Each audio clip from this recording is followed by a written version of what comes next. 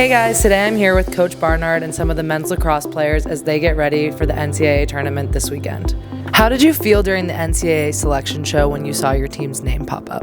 You know, it was a really neat moment for the team and for the coaching staff.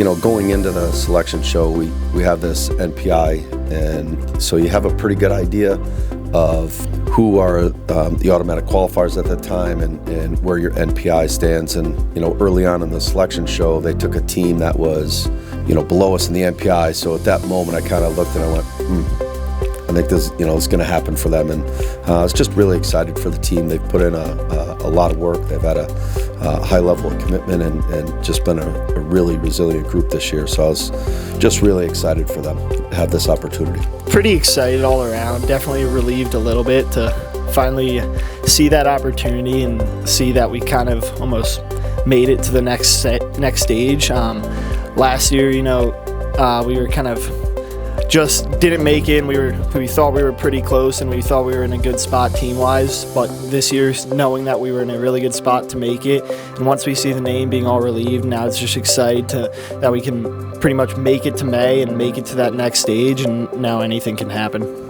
You've played a lot of close games against a lot of good teams. How do those experiences help you at this time of year?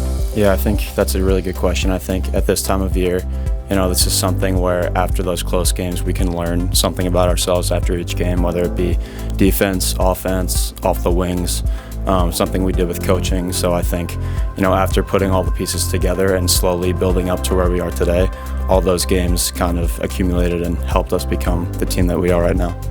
What qualities have allowed this team to put together a really successful season so far? This team has demonstrated a resilience. They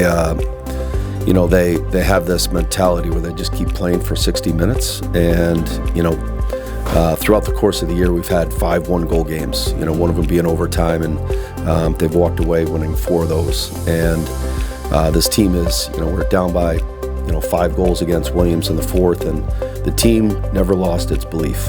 We knew we just had to get one and kind of, you know, get some rhythm and fight our way into a rhythm, and they just kept believing all game long.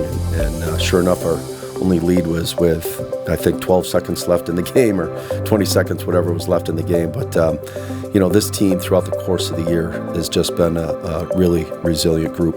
What stood out about the way the team played in the win over Wesleyan in the NESCAC quarterfinals? That's a good question. To me, mostly, we played really well complementary lacrosse. Offense complemented the defense really well. We started off really hot, and then we just kept playing, trusting each other, knowing that if one side made a mistake, the other side was going to help us out, and kind of just went on, and then we finally got it done.